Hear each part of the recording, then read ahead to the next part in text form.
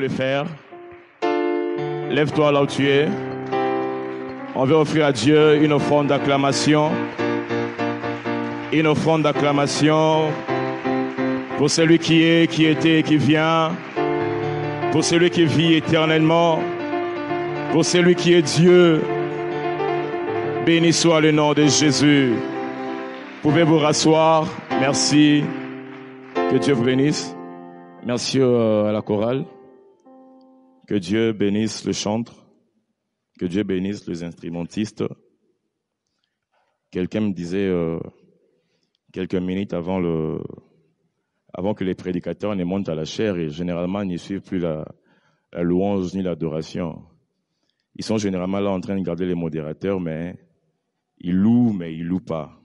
Ils sont pas là en fait, ils pensent à leur message. Gloire à Dieu. Prions. Éternel, nous te bénissons, nous te rendons gloire. Merci pour ces temps que tu nous offres, de nous retrouver encore devant ta face. Bénis ces instants que tu as connus d'avance. Bénis tout un chacun qui s'est présenté ce soir. Plusieurs sont venus du travail, plusieurs de la maison, d'autres étaient ici depuis longtemps. Seigneur, je prie que ta bonne main soit sur nous pendant ces instants et que tu nous visites selon que tu as prévu de les faire. Ne nous laisse pas sortir de ces lieux vides. N'est-ce pas un mercredi d'enseignement? Seigneur, je prie que l'enseignement qui sera déposé ce soir dans nos cœurs, dans mon cœur à moi en premier, puisse porter des fruits et que nous puissions palper des résultats dans le nom puissant de Jésus-Christ. Amen. Amen. Il y a un court chant qui a émaillé vraiment ma journée aujourd'hui. Je suis venu avec. C'est un chant en lingala, j'espère que tout le monde le connaît. Mais le chant dit Balobinanga, Yesue, Osalaka bika moi, Yesue. Et tu peux chanter si tu connais.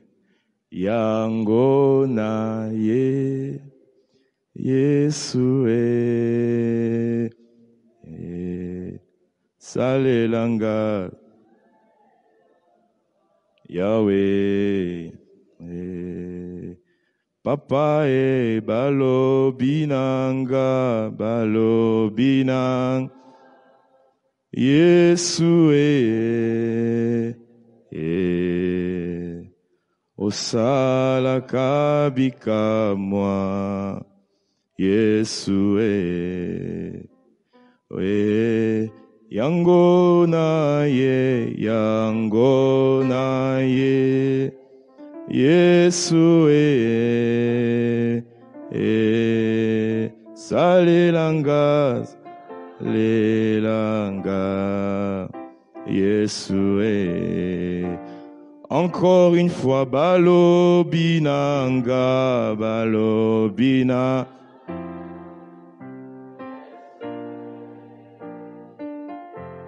Nzambe salaka bika Yahweh Yesue O yango bikomba baye yango na ye Yesue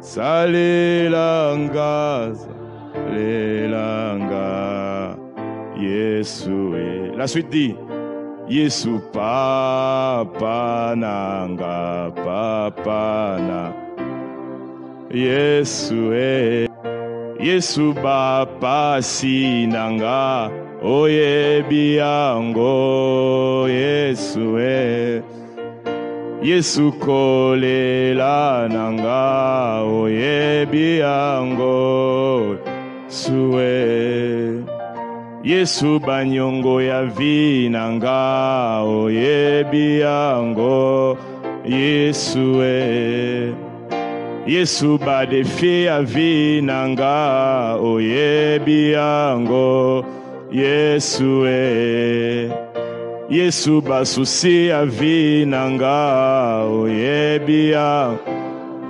Yesue Yesu ba problème a vie nanga oyebia.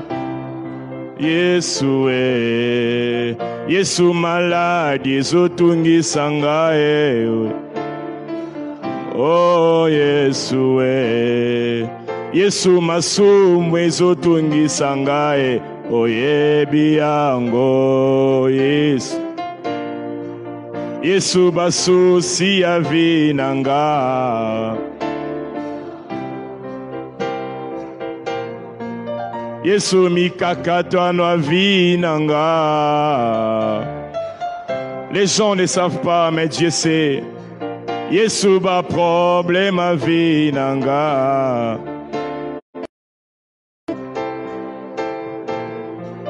Yesu elombe mobali oyebi yango suwe ya yosalela ngai o Yesu pona mosala mobali na ngai oye pona finance ya ndako na ngai. Oh Jésus, Seigneur, voici ce peuple qui est venu te chercher. Ton serviteur a dit un jour du haut de ce que à chaque culte tu choisis des gens que tu vas visiter. Alors que nous sommes venus dans un culte d'enseignement, c'est l'enseignement pour nous, le peuple, mais pour toi, c'est un culte. Tu peux faire comme tu veux. Tu peux guérir un malade. Tu peux visiter quelqu'un. Tu peux faire du bien à une âme alors que nous sommes en train de lire ta parole. Alors que nous sommes en train d'écouter les enseignements. Tu peux le faire. Père, telle est ma prière ce soir. Fais-nous du bien dans ta présence. La Bible dit que tu envoies ta parole et ta parole est guérie. Seigneur, ce soir, envoie ta parole. Guéris un cœur. Père, je te prie. Abraham a négocié avec toi. Il a dit ici, à 50 justes, à Sodome, est-ce que tu détruiras la ville? Tu as dit non. Il est descendu. Il est descendu encore. Il est descendu encore. Il a dit, si tu trouves 10, est-ce que tu vas détruire les pays? Tu as dit non. Il était étonné. Il a dit, moi qui ne suis que poudre et cendre, j'ai pu parler à Dieu. Seigneur, ce soir, moi également, qui ne suis que poudre et cendre, je vais te demander, si ce soir tu peux visiter ne serait-ce que 10 personnes, ou ne serait-ce qu'une personne parle, et nous te promettons de te rendre toute la gloire, du début jusqu'à la fin. Merci à toi qui es la paix de nos âmes. Bénis ces instants. Au nom de Jésus, Amen. Amen. Acclame Dieu. Que Dieu nous bénisse. Je bénis Dieu pour ces instants. J'aimerais dire merci également au pasteur, notre père, ainsi qu'à Maman Toti, qui ne sont pas là ce soir. Ce soir, je ne saurais pas regarder à droite pour leur dire merci. Je regarderai à l'écran. J'espère qu'ils ils sont en train de suivre ces cultes maintenant. Merci à papa, merci à maman pour la confiance. Et également, j'aimerais saluer tout le monde ici présent. Bonsoir à vous. Si tu n'as pas salué ton voisin quand tu es arrivé, tu peux les saluer de loin avec le geste barrière. Merci. Alors, je me présente. On m'appelle Julio Imwanga. Je suis ouvrier du Seigneur dans cette église, dans le département d'intercession. Amen. Que Dieu nous fasse du bien.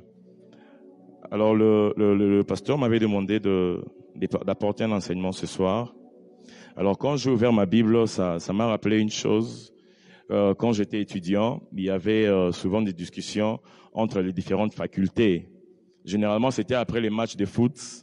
Et quand la pharmacie perdait contre les juristes dressaient un discours. C'était pour blaguer. Ils dressaient un discours et puis se moquaient des pharmaciens pour dire c'est inadmissible que quelqu'un puisse faire 5 ans d'études en pharmacie pour aller finir sa vie dans une pharmacie en train de vendre des médicaments au rond-point Gaba. Et les pharmaciens, à leur tour, ils répliquaient aussi aux juristes. Et c'était des choses comme ça. Et dans ces genres de discussions, on entendait des phrases comme tel, les juristes vantaient Dieu comme étant un juriste. Et les économistes, à leur tour, vantaient Dieu comme étant celui qui crée la richesse. Et les médecins, à leur tour également, vantaient Dieu comme étant celui qui a créé l'homme et qui les a donné à eux, le médecin, l'intelligence du fonctionnement du corps humain. C'était amusant, mais ça s'est revenu en moi lorsque j'ai ouvert ma Bible pour préparer cet enseignement. Je me suis dit, si l'économiste voit l'économie dans la Bible, les juristes peuvent voir le droit, les justes juges comme Dieu dans la Bible. Alors, je pense qu'un intercesseur, lorsqu'il ouvre sa Bible, la première chose qu'il va voir, c'est la prière. Alléluia. Alors, ce soir, j'aimerais nous parler qu'on partage un peu sur la prière. Alors, si vous voulez un thème, c'est la prière. Je pense qu'un sous-thème serait peut-être la pratique de la prière. Amen. Alors, ce soir, j'ai quelques vérités que j'ai tirées dans la parole de Dieu en lisant la Bible par rapport à la prière. Vous savez, moi, la Bible, je la considère comme une fonction mathématique. Je sais que nous ne sommes pas à l'université, mais il y a une notion qu'on appelle les intégrales. Cette fonction, lorsque vous l'appliquez, ça bonifie au fait la fonction mathématique. Amen. Il y a ceux qui aiment la mathématique ici. Quand vous faites l'intégrale de x, ça vous donne x carré sur d. Donc ça bonifie la fonction. Au fait, la Bible, c'est aussi comme cette fonction mathématique. Donc plus vous intégrez avec le Saint-Esprit, plus vous avez des éléments que les autres n'ont pas. Alors, moi aujourd'hui, j'ai fait une intégrale, j'ai trouvé un élément. Toi aussi, peut-être que tu feras des intégrales après, tu trouveras d'autres éléments. Mais moi, je me suis arrêté à ce que je vais donner ce soir. C'est là que mes recherches se sont arrêtées. Alléluia. Alors, je bénis Dieu pour ce temps.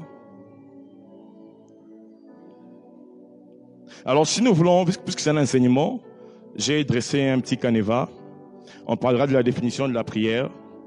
Et deuxièmement, on parlera de quelques vérités sur la prière. Et troisièmement, on parlera de comment prier. Amen, amen. C'est quand même étonnant de parler d'un tel sujet. Et la prière, définition de la prière, c'est évident. Tout le monde a une définition de c'est quoi la prière. Les vérités sur la prière, bon, chacun a quelques idées par rapport à ce qui c'est la prière. Quand on parlera de comment prier, chacun peut se dire, bon, moi aussi je sais comment prier, de toute façon je prie depuis que je suis chrétien. Mais comme je l'ai dit, permettez-moi ce soir d'écouter ce que c'est temps de Jérusalem, un esprit de prière. Alléluia.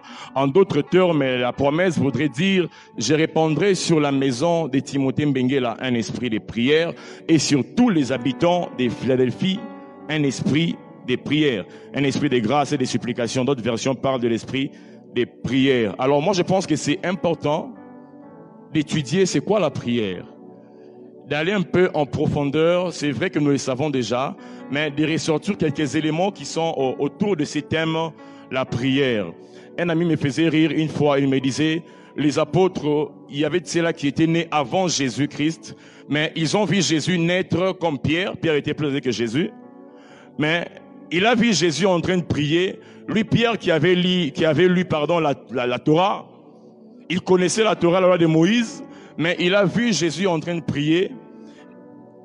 Il n'a pas eu honte avec ses disciples, d'autres disciples, pour venir dire à Jésus, Maître, apprends-nous comment prier. Alléluia. Moi, je pense que la prière, ça s'apprend. Je pense que si ça s'apprend, on peut aussi étudier comment cela s'apprend. Alléluia. Que Dieu bénisse ces moments. Je pense que j'ai comme but dans cet enseignement, le but, si vous voulez, c'est d'élever au fait la mentalité et la manière de prier du peuple de Dieu. Alléluia.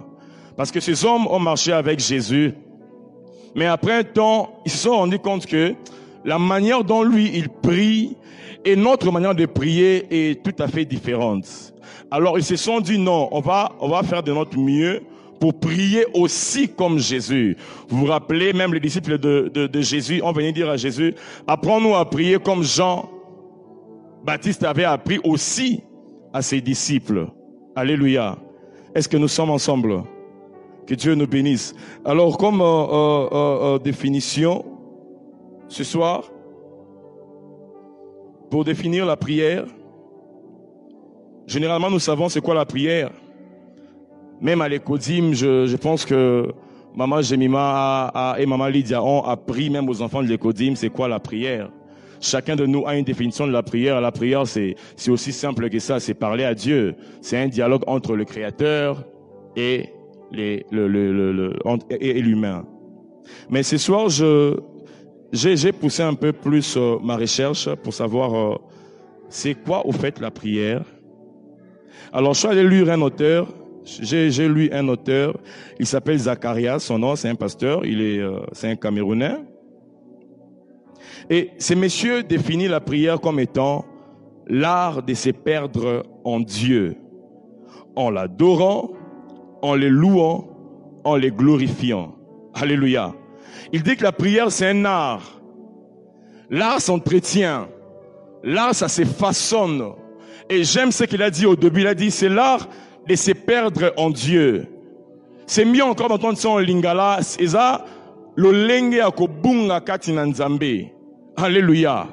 Il suffit de voir quand on conduisait la prière ici, quand les frères Pati élevaient la voix, ils chantaient des vieux cantiques, et il avait envie de dire aux gens, levez-vous, acclamons le Seigneur. Mais plusieurs d'entre nous étions encore assis, en train de regarder les frères Pati, en train de chanter.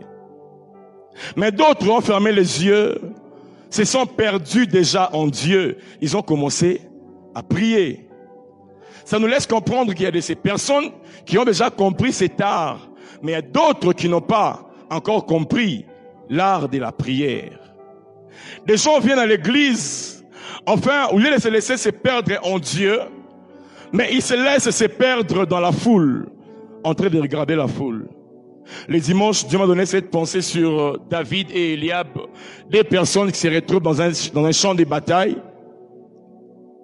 Eliab, au lieu de se perdre dans les combats, il se perd à regarder David, qui était venu déposer la nourriture.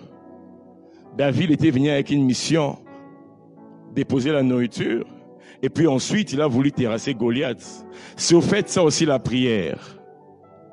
Il y a des gens qui viennent à l'église, non pas pour terrasser Goliath, mais pour voir les combats. Pendant que nous nous mettons à prier, lui, il est sur sa chaise, en train de regarder les voisins. Il regarde la voisine. Il regarde les conducteurs de culte. Il regarde le conducteur de culte comme s'il suivait la prédication. C'est simple de dénicher que cette personne n'a pas compris au fait c'est quoi l'art de la prière. Plus loin, j'en parlerai sur la manière de prier, comment prier. Et ça ne vient pas de moi, mais ça vient de personnages. Et en liste, en premier, nous verrons même comment Jésus priait. Alors, permettez-moi de rentrer dans la définition. Deuxièmement, il dit, c'est l'art d'insister sur le fait que la volonté de Dieu, pourtant établie dans les ciels, soit accomplie ici-bas. Alléluia. Quand tu viens à l'église, tu dois venir avec la conscience qu'il y a des choses que Dieu a établies au ciel, mais qui ne sont pas encore venues en manifestation dans ta vie, dans ma vie, dans la vie de l'église, et c'est par ta prière que tu vas attirer cela par l'insistance. Est-ce que je parle à quelqu'un ce soir? J'aime ce que la Bible parle de Daniel. Cet homme s'est rendu compte qu'il y avait une promesse, mais qui traînait dans les tiroirs. Alors il a pris une résolution de faire quoi? De prier. Et qu'est-ce qu'il a fait? Il a prié. Il a insisté. Il rejoint la définition de Zacharia pour dire c'est l'art d'insister sur le fait que la volonté de Dieu, pourtant établie dans le ciel, s'accomplisse ici-bas. Je finirai par sa troisième définition.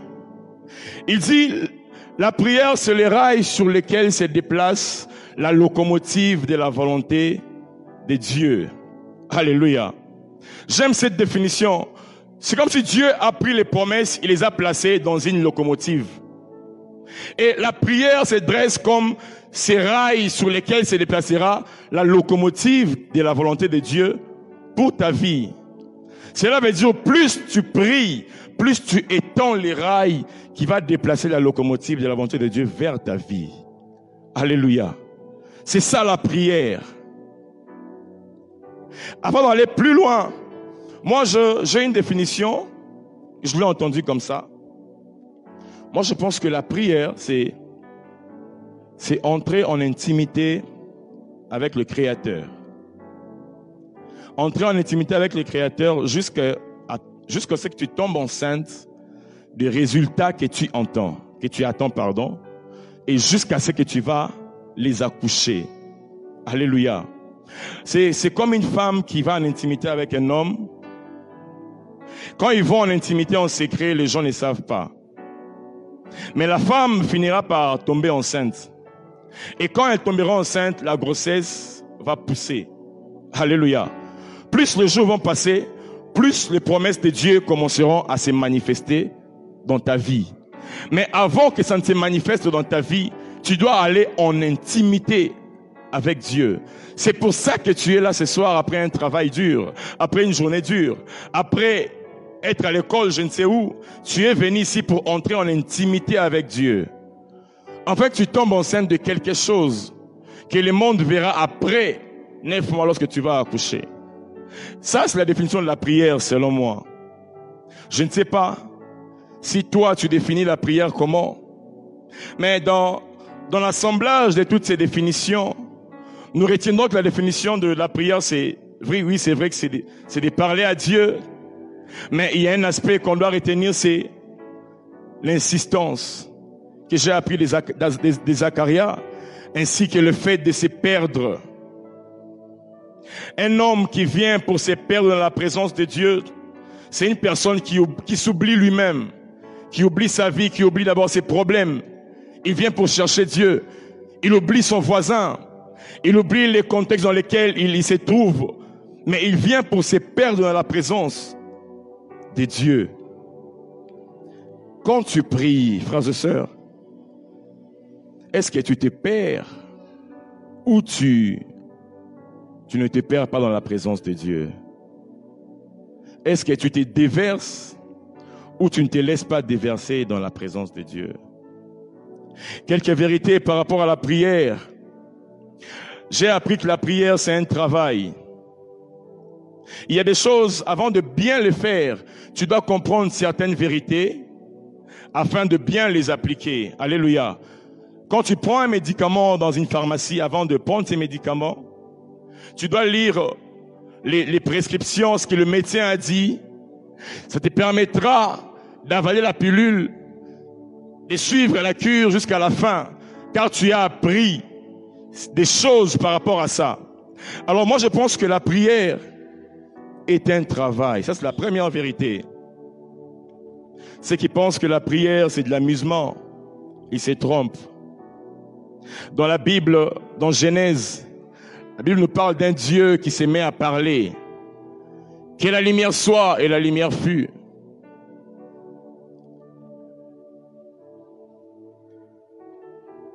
Il a commencé à déclarer des choses par rapport à l'univers.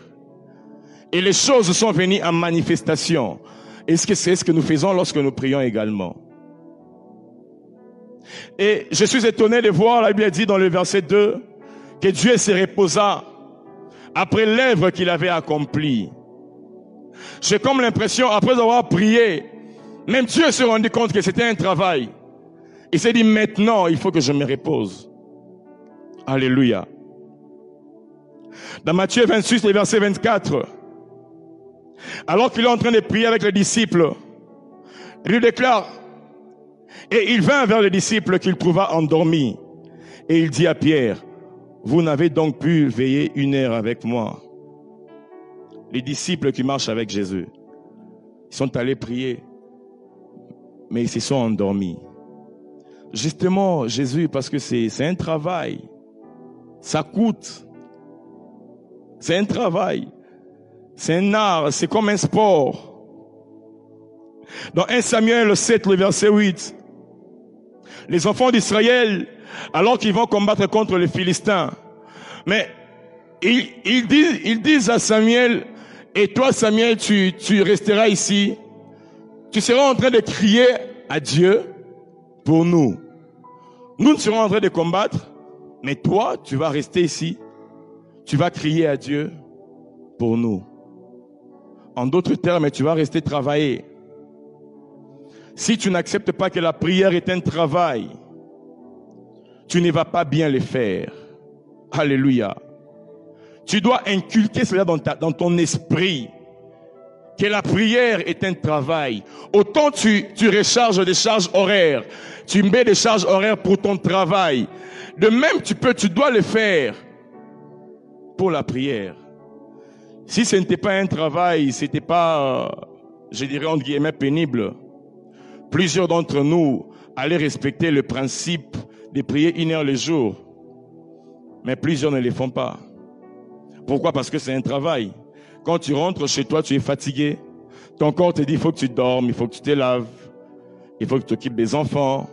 Et puis tu te grattes la tête. Oh Jésus, bon, tu sais, je suis fatigué, c'est un travail, je vais prier demain. Et puis tu te retrouves en train de dormir. Parce que tu penses que c'est facile, parce que tu penses que c'est un amusement. Non, c'est un travail et un travail dur.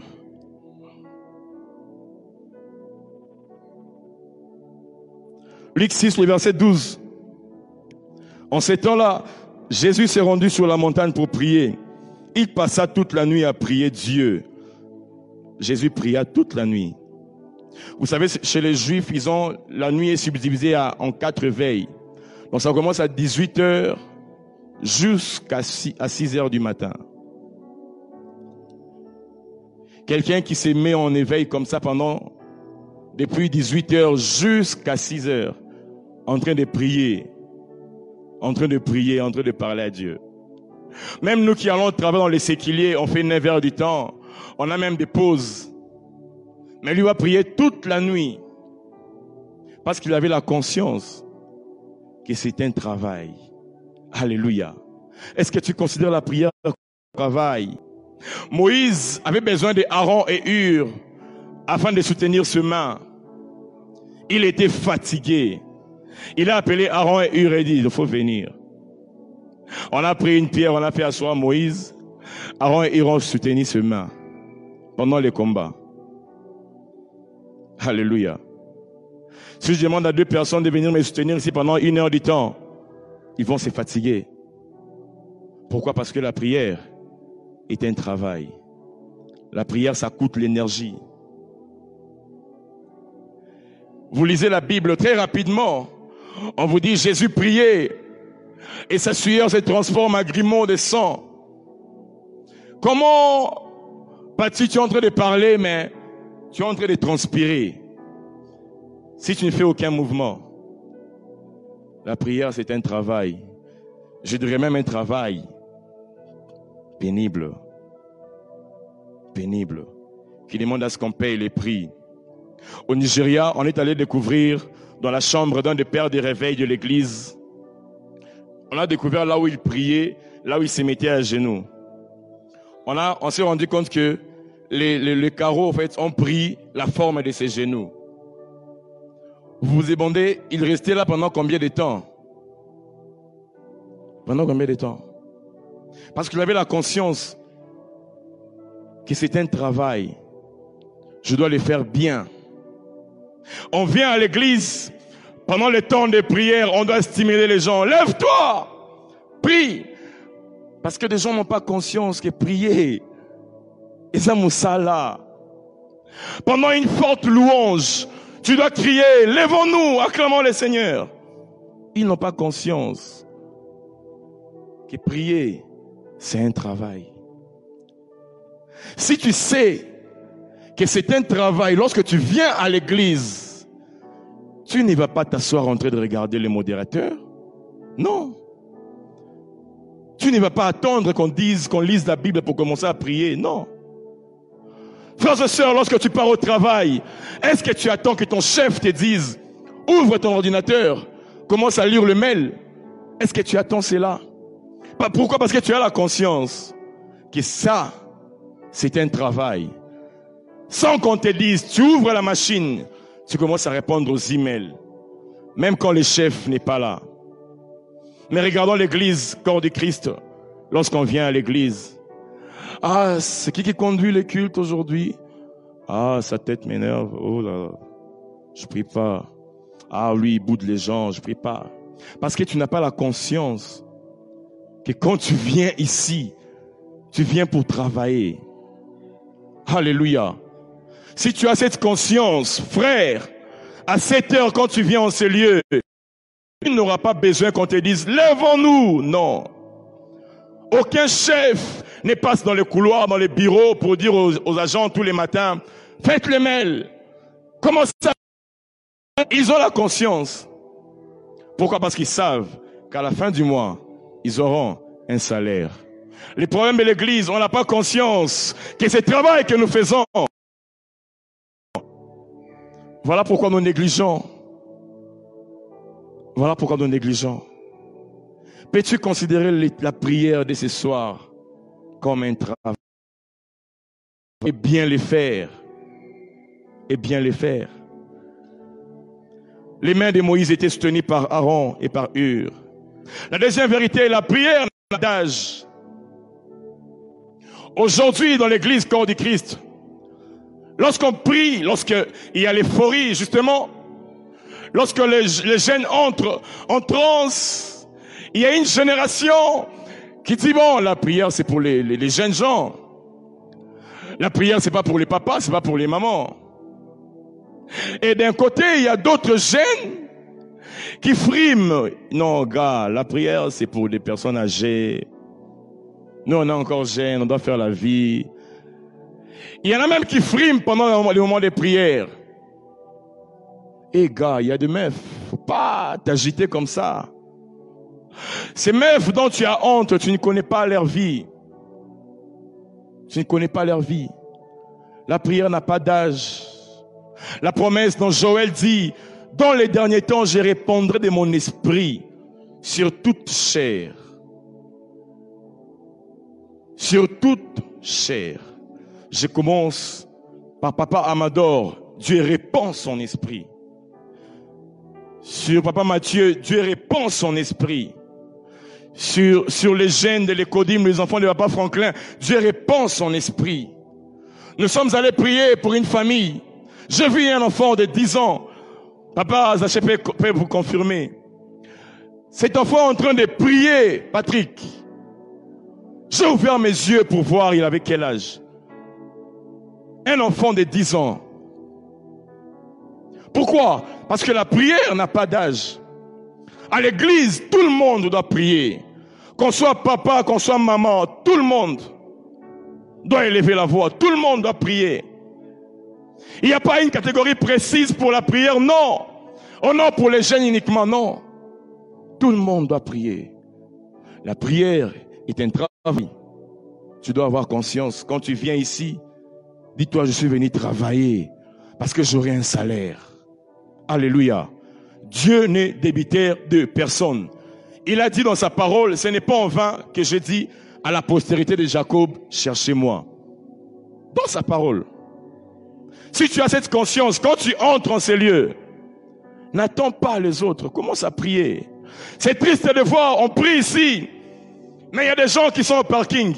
Il n'est pas de la sécurité. Il n'est pas du nettoyage. Mais il est là aux toilettes en train de faire les 100 pas. Il n'est pas à la sécurité. Mais il est là au parking en train de déambuler, en train de faire les 100 pas. Les autres sont en train de prier ici parce qu'il n'a pas conscience qu'il est venu travailler.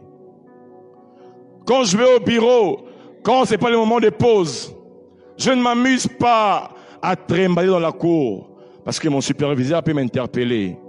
C'est le moment de travailler. La prière, c'est un travail. La prière n'a pas d'âge. Dans les psaumes 148, alors que Dieu décrit les créatures susceptibles de louer Dieu, il parle de plusieurs créatures. J'aime dans le verset 12 où il atterrit pour dire jeunes gens, jeunes filles, vieillards et enfants qui louent le nom de l'Éternel.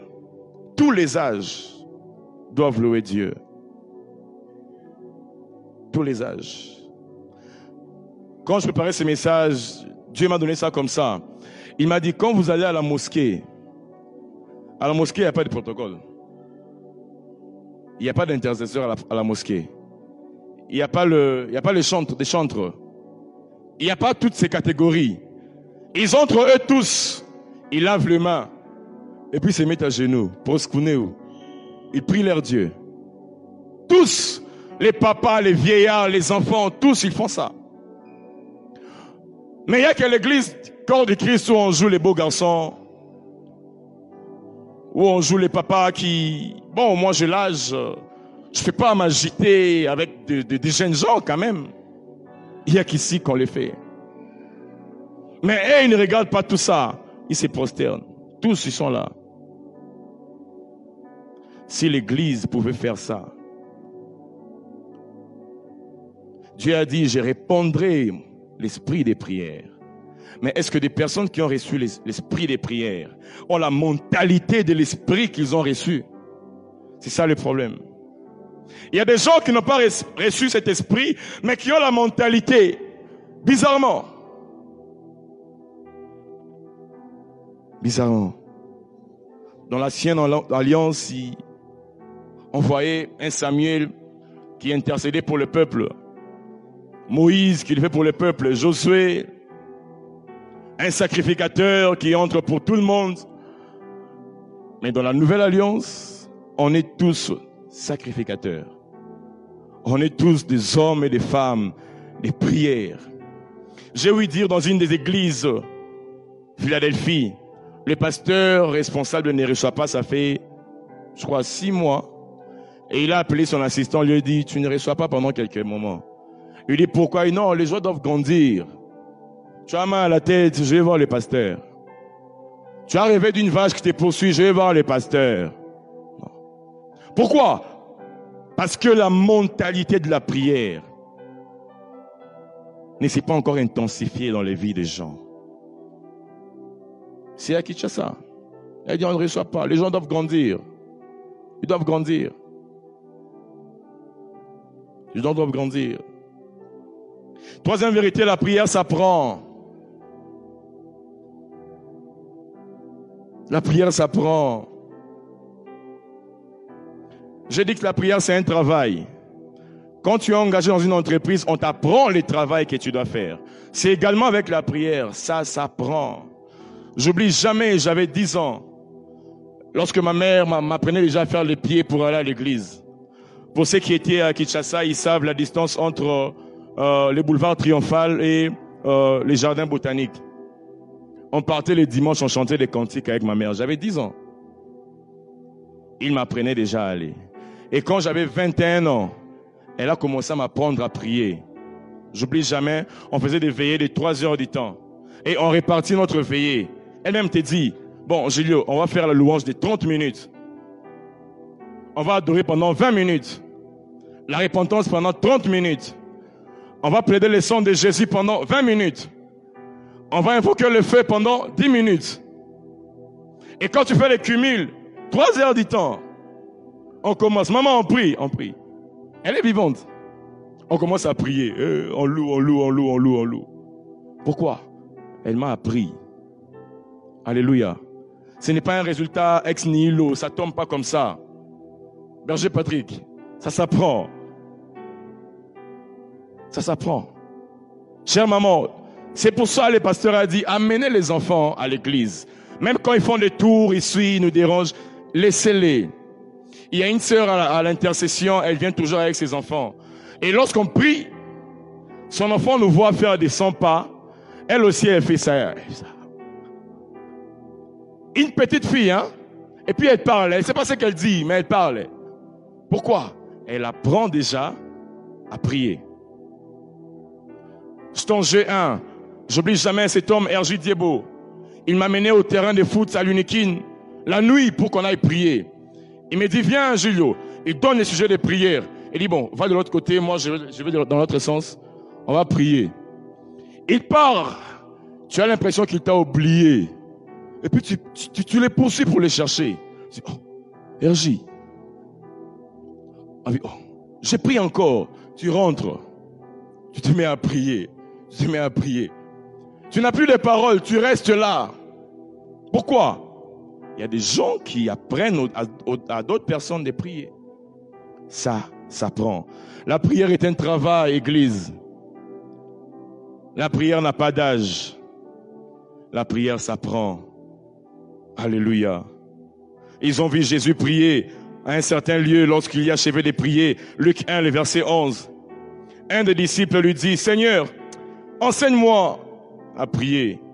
Un frère m'a marré une fois, il a dit, quand moi je suis né, c'est Pierre qui disait, il dit, quand je suis né, toi, quand Jésus est né, il avait des couches, je l'ai vu. Moi, je connais la Torah. Mais la façon dont il prie, apparemment Moïse n'a pas mentionné ça dans la loi de Moïse. On n'a pas fait mention de ça. Quatrième vérité, la prière n'est pas une option, c'est une obligation. Alléluia. Amen, amen. Banzamba, alléluia. La prière est une obligation, chère maman, cher papa, cher enfant. Arrête de te fier au bien de tes parents. Mon père a une maison, mon père a des véhicules. Arrête de te fier à tout ça. Cherche Dieu. Cher papa, arrête de te fier de ce que tu as. Tu ne sais pas ce qu'un jour peut enfanter. Tu dois prier. Cet homme, il s'appelait Job. Ses enfants s'amusaient chez leur aîné. Ils prenaient le vin et ils mangeaient. La Bible n'a pas dit qu'il était en train de prier. On dit que Job était un homme intègre. Mais quand on fait mention de ça, on n'a pas dit qu'ils ont en train de prier. Pendant que tu es là, tu n'as aucune idée de ce qui est en train de se conspirer dans le monde des ténèbres. Tu n'as aucune idée. Aucune idée.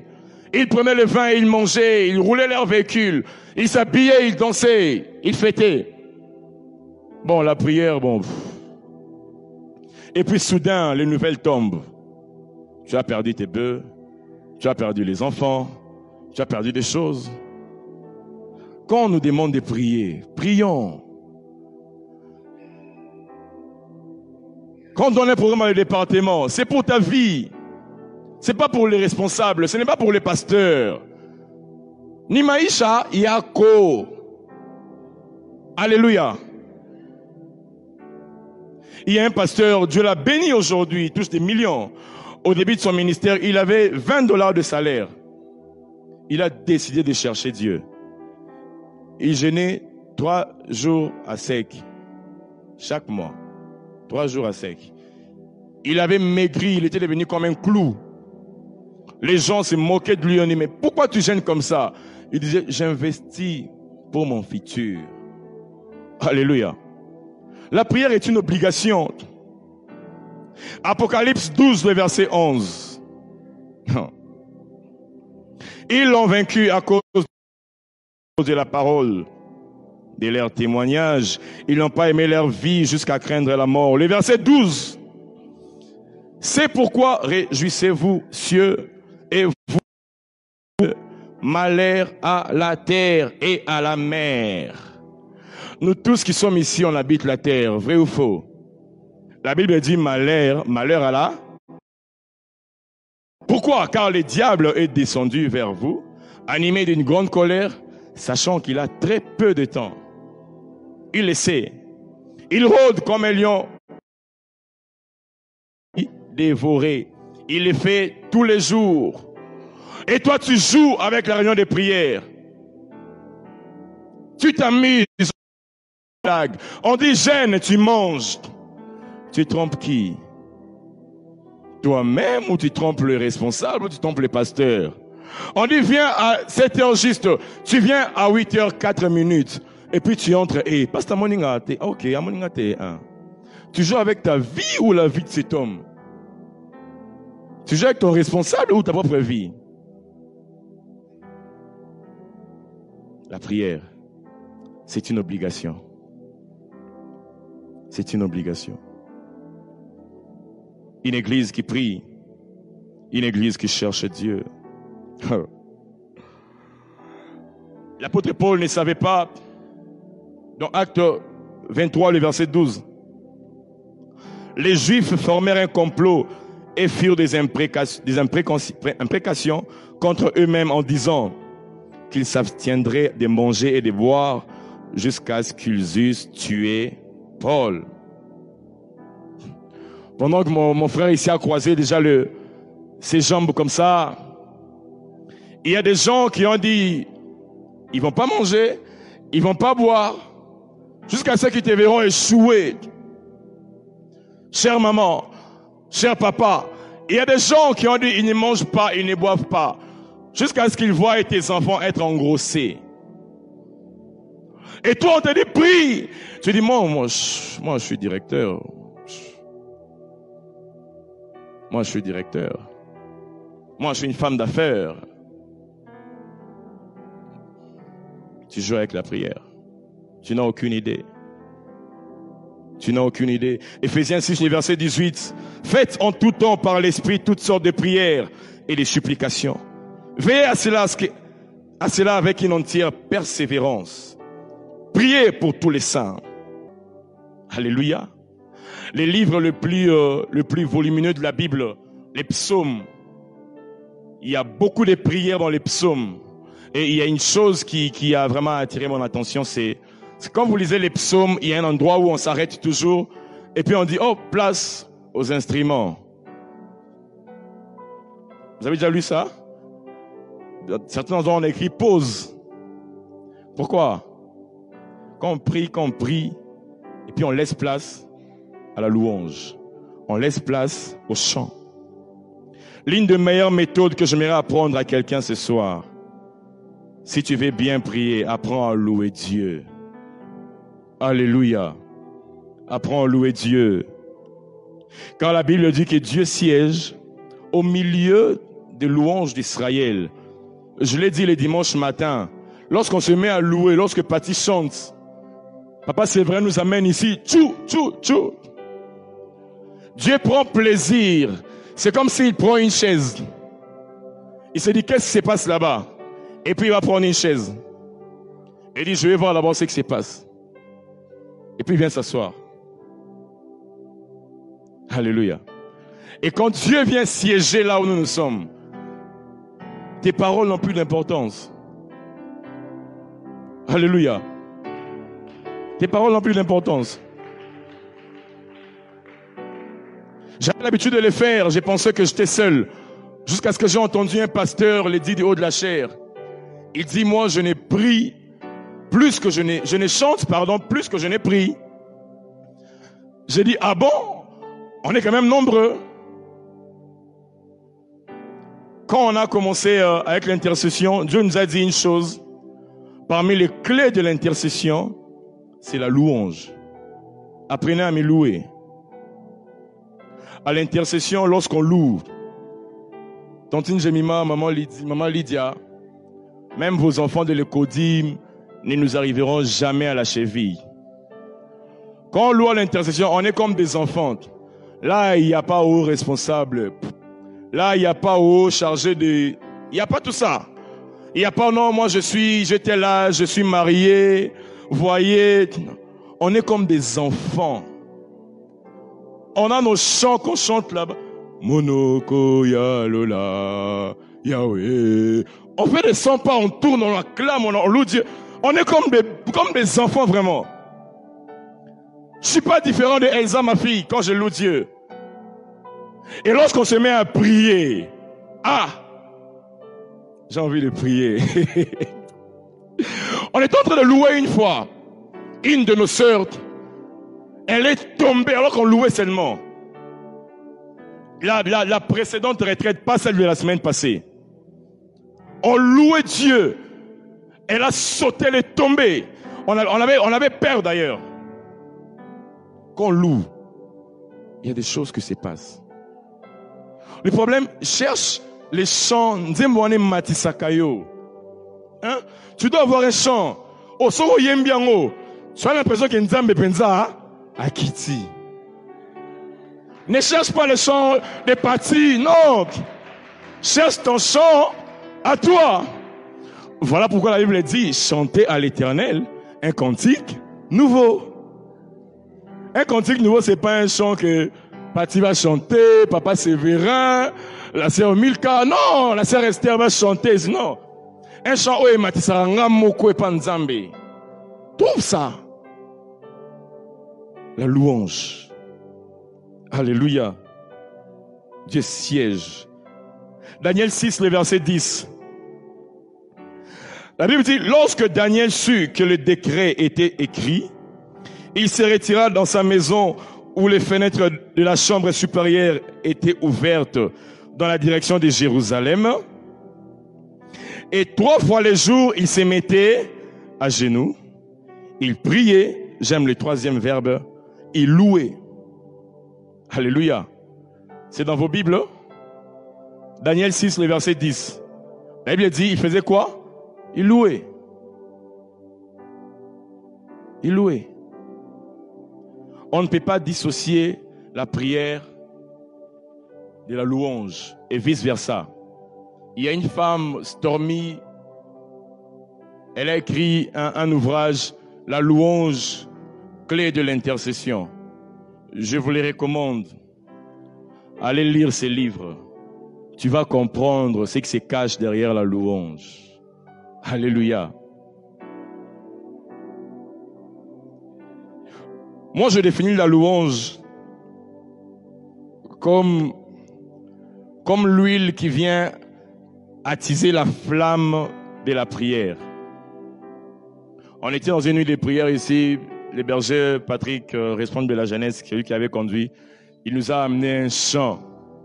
Emma. Bizarrement, les chants, je ne me rappelle plus.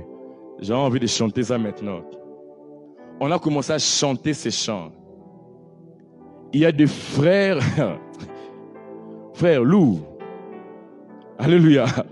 Lou. Si tu vas prier 30 minutes, louer à ta 5 minutes. Je me dis dans Lingala, au pied, on a raison. Alléluia. Tu me donneras raison. Et il y a une chose avec la louange. Acte 16, verset 25. Il dit, vers le milieu de la nuit, Paul et Silas priaient et chantaient des louanges de Dieu, et les prisonniers les entendaient. Ça, la louange aura dans le monastère. Alléluia.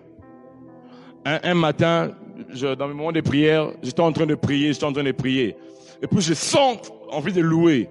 Et puis je dis à Dieu, non Seigneur, tu vois, Elsa est en train de dormir. Tu vois, il y a les voisins qui dorment encore. C'est monté encore, lourd. J'ai retenu. Et puis à un moment, je me suis dit, si Elsa va se réveiller, qu'il se réveille. Si les voisins vont se fâcher, je vais m'excuser après. Je me suis mis à... J'ai commencé à louer. Et puis je suis monté. Je suis parti dans la prière. Loue Dieu. Deuxièmement, la position dans la prière. Très important. Frères et sœurs, on ne prie pas comme si on suivait la prédication. Non. Quand vous lisez la Bible, il est possible que je m'abuse ou que je puisse passer outre cette vérité ou ces passages bibliques. Mais la plupart des passages, quand on parle des gens qui priaient, on donne une position. Ils étaient à genoux. Daniel l'a fait. Élie l'a fait. Amen. Il y a des positions. J'aime ce que l'apôtre Jean-Baptiste Soumbela, il a dit. Il y a tes positions. Quand tu les prends, Jess, Dieu n'a plus besoin de tes paroles. Si tu fais ça, quelqu'un s'est déjà humilié, même sans poser son problème, Dieu descend. Alléluia.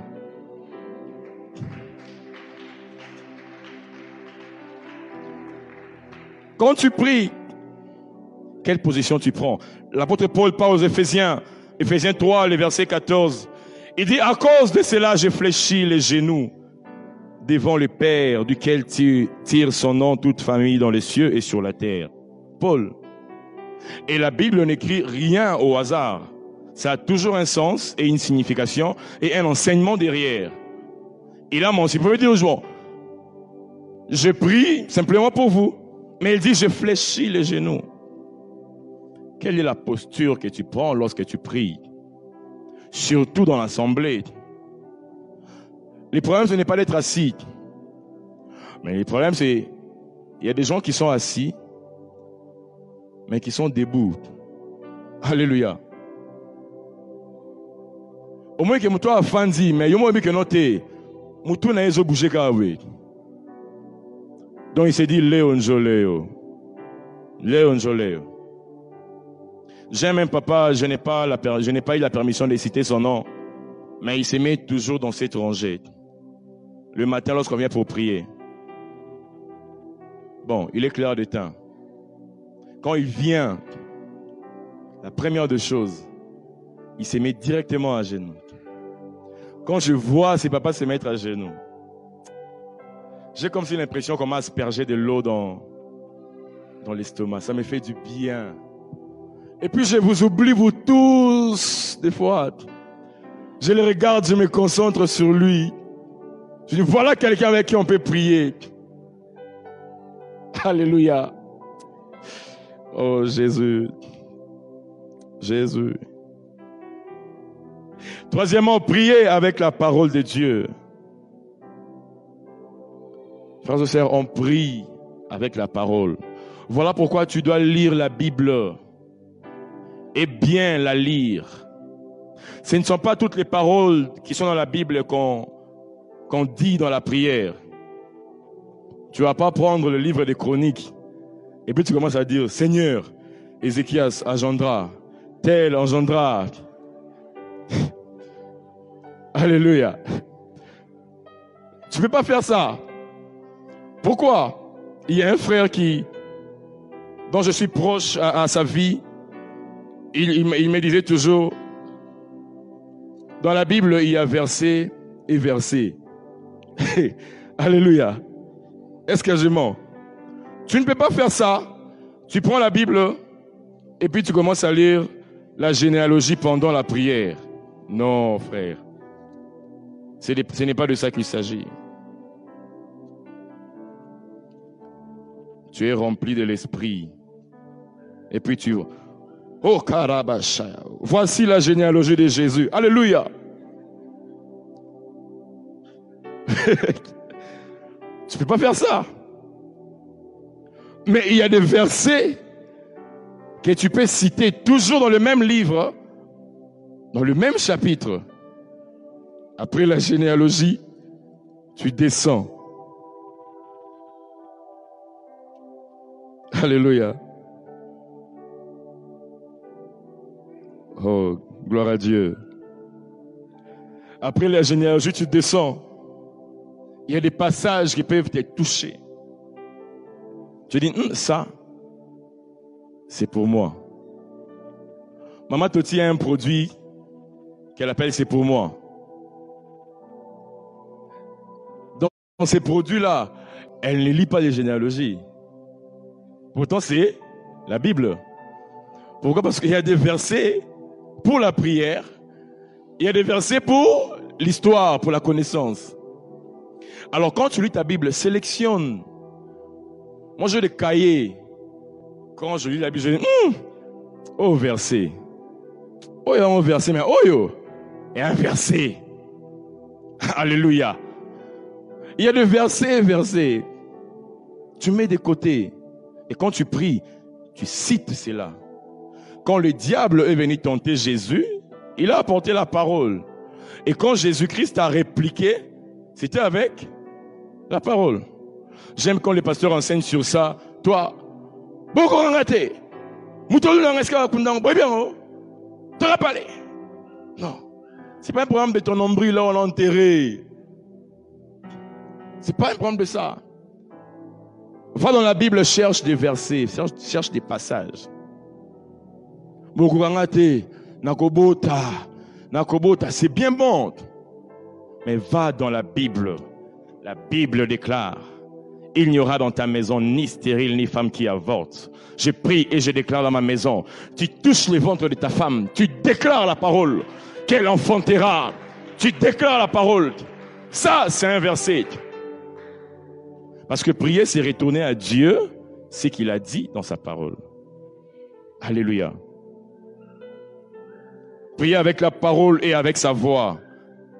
Je l'ai dit au début, si on ne prie pas comme dans un monastère, c'est vrai qu'il y a des moments où tu peux prier tranquillement. Mais surtout dans des prières collectives, on est à l'église. Moi, le jour où j'ai été baptisé en langue, j'étais en train de louer. Pardon, j'ai été baptisé du Saint-Esprit. Patrick, j'étais en train de louer. Louange, louange. Et le Saint-Esprit a saisi ma langue. Les Français est parti. J'oublierai jamais, jamais ces jours-là. J'oublierai jamais ces jours-là. Élevez la voix lorsque vous priez. La Bible dans les psaumes, élevez vos voix et vos instruments. Quand tu pries, tombola mongongo. La Bible dit que les prisonniers ont entendu Paul et Silas. Il faut te yo kayo. Tout ce qu'on a biloko, on est ici en train de prier, surtout le dimanche matin. Prions.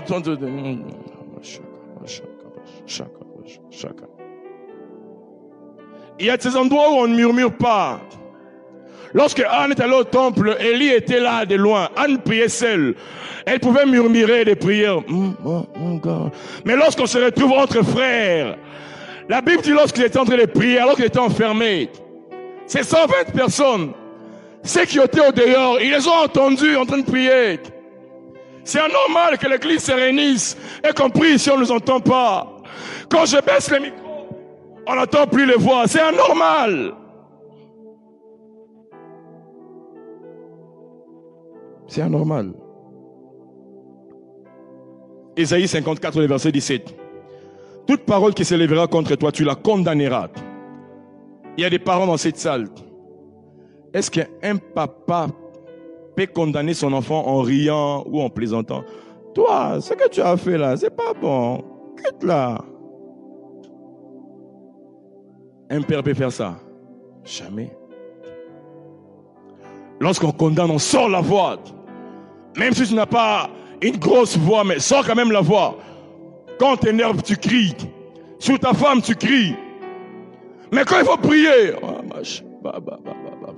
c'est une aberration. Alléluia. Il faut sortir la voix. Crie Jésus. Tu dois faire ça. Tu dois le faire. Et quand tu le fais, quelque chose sort de toi. C'est des mystères. Je ne t'ai pas t'expliquer ça noir sur blanc, mais c'est ce que moi je vis. C'est ce que je vis.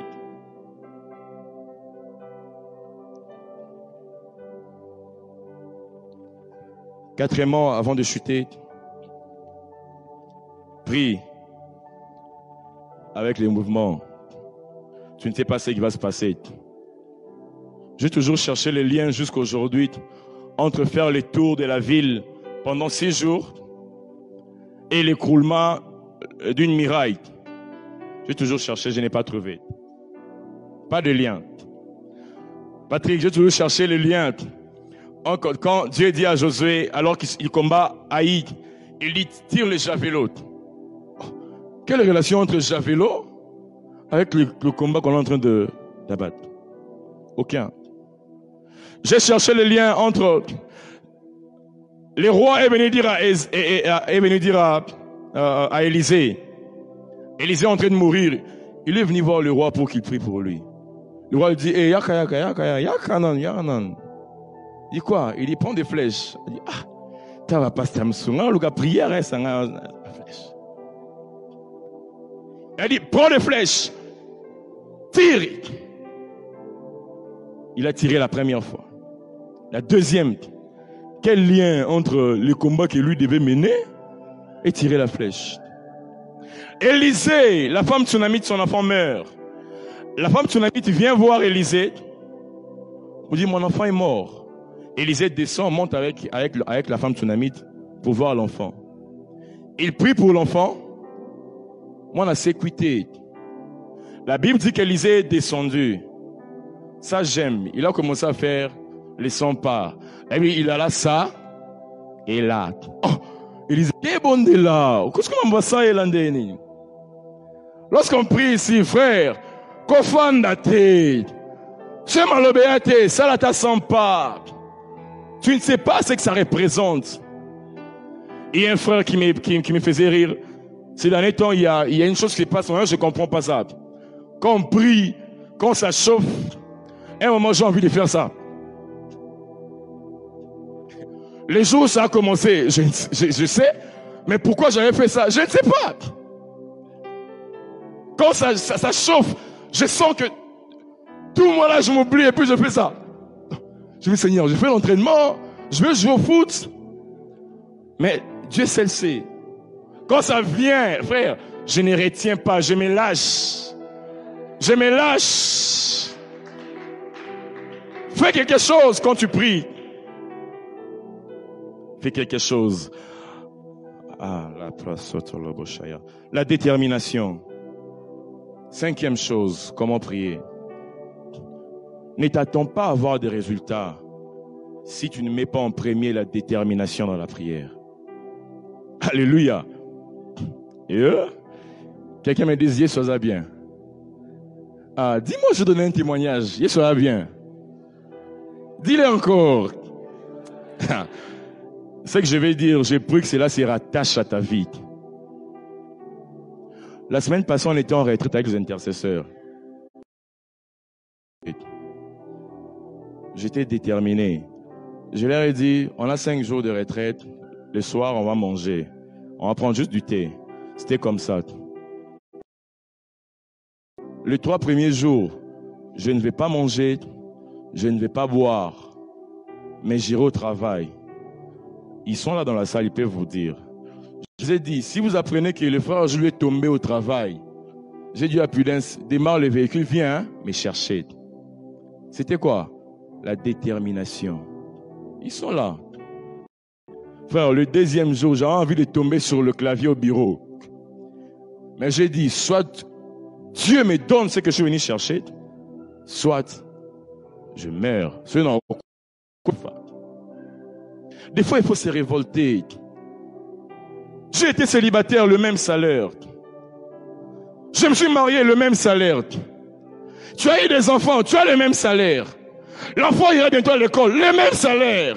Et tu continues à jouer avec la prière. Et au moins, il faut se fâcher. Je dis, à quoi bon? Le lundi, je suis allé au travail. J'ai un collègue de bureau ici dans cette salle. J'ai trouvé un dossier qu'on est en train de monter en ma faveur, sans moi. C'est que l'apôtre Roland dit, Dieu peut travailler en ton faveur, sans toi. On a dit, Dieu vu. Et comme Dieu est tellement intelligent que il a seulement voulu sur les mercredis, les jours où je vais enseigner. Patrick, c'est un dossier qu'on a monté en ma faveur. Je ne saurais pas donner les détails. Mais ça me fait quelques petits dollars de plus dans mon revenu. Oh, frère, acclame.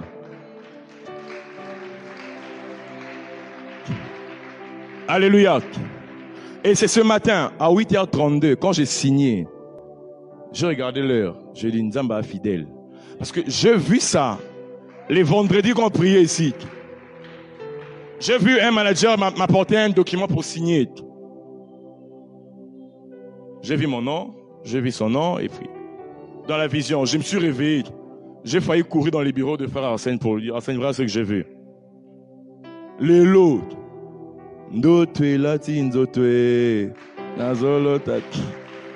Alléluia.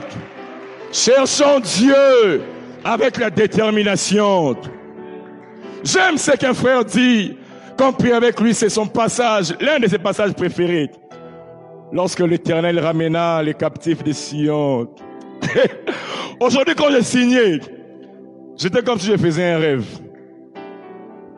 Ce sont des choses, ça te fait oublier d'abord les frais, les collages de l'enfant. Tu te dis, on aura bien. C'est pas les montants qui importent. Non. Même si c'est $50.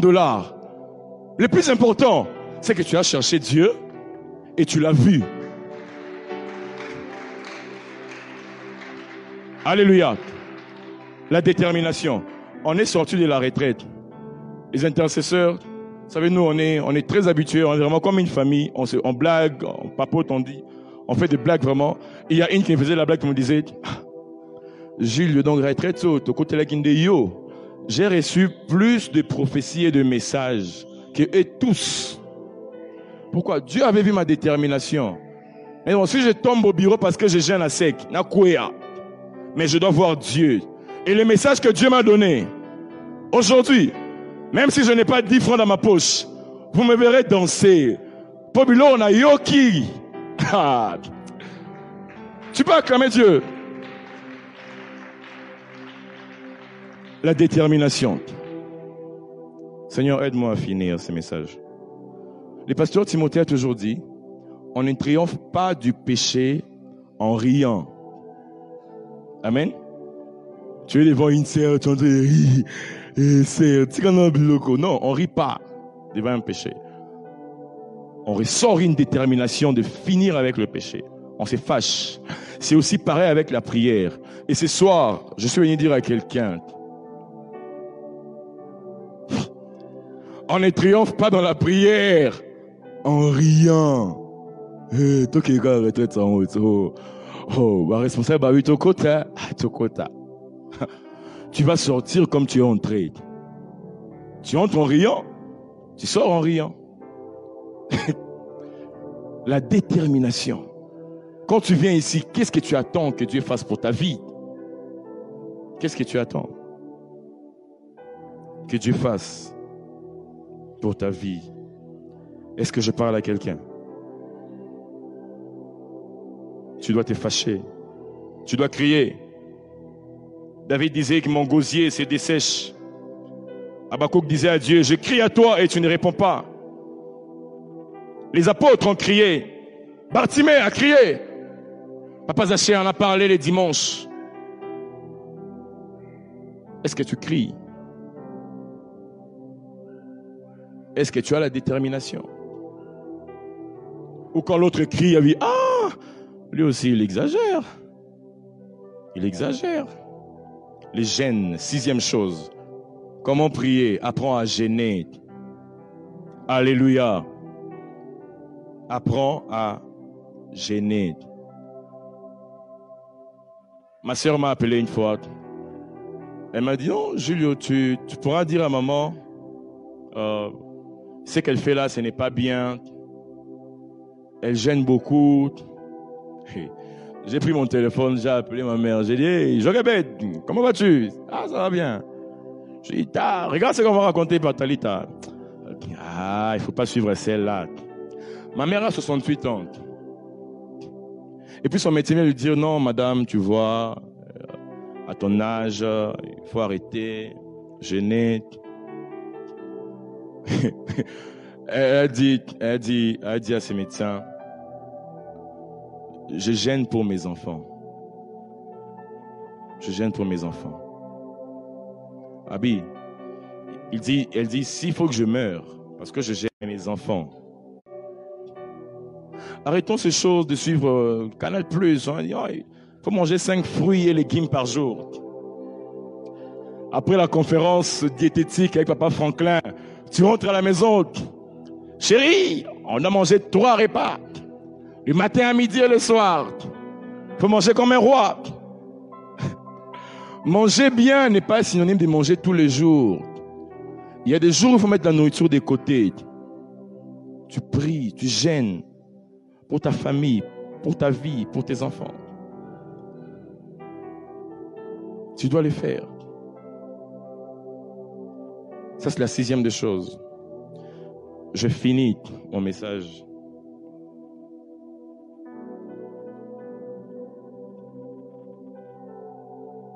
Oh, tu es bon et ton amour dure à jamais. Je finis. Les problèmes, ce qu'on a dit au chantre, vous, votre travail, c'est de chanter. Oui. Je ne parle pas de Philadelphie. Je parle de l'église corps du Christ. On a dit au chantre, non, vous battez la rame, mon gongo. Pas crier. Travailler la voix, c'est rester. Quand tu viens ici, Yahweh! On a dit au protocole, soyez présentable.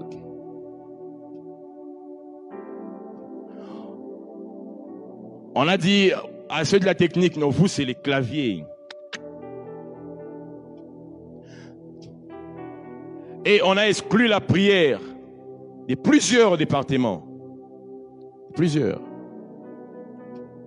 Et résultat, gloire à Dieu pour Philadelphie, nos sœurs chantent, ils louent, ils prient.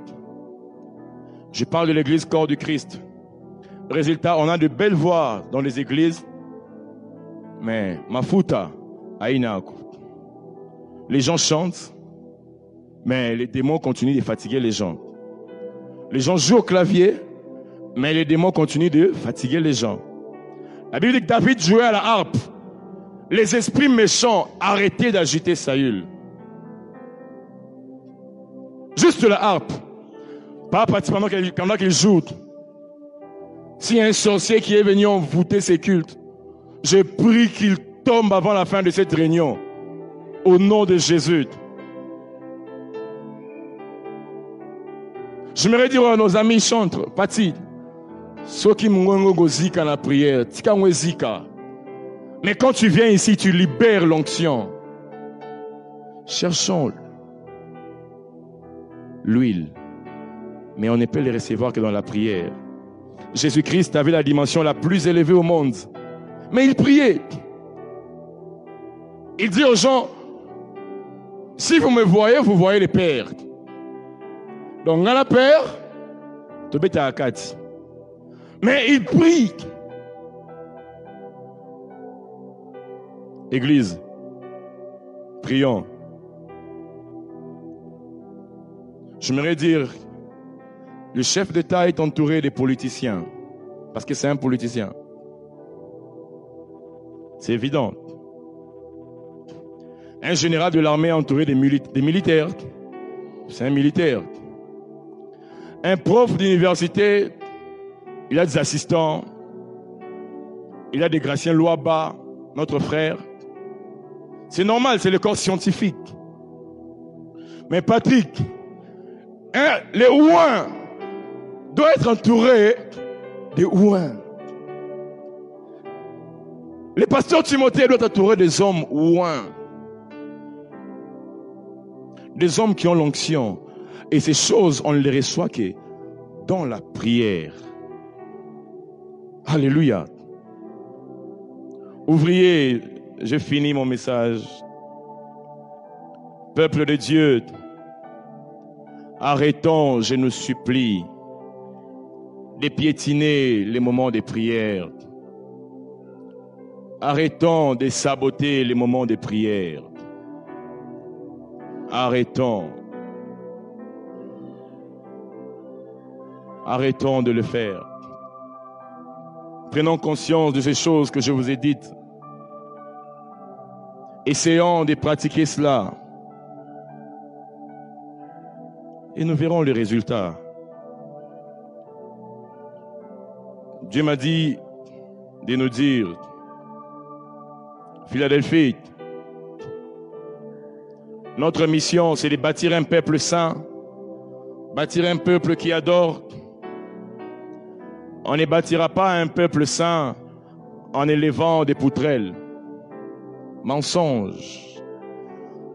On ne bâtira pas un peuple saint en élevant cette bâtisse. Cette bâtisse est pour nous abriter. Simplement, c'est le temple de Dieu. Mais ce qui va impacter les cœurs des hommes, c'est deux choses. La parole et la prière. Et il est dit dans Ésaïe, ma maison sera appelée une maison de prière. Ce n'est pas dit pour les intercesseurs et les pasteurs, ou pour le CODIM, ou pour je ne sais quel département. Mais la Bible dit pour tout le peuple. Est-ce que j'ai parlé à quelqu'un? Le travail que nous faisons, c'est un travail spirituel. Que le Seigneur vous bénisse.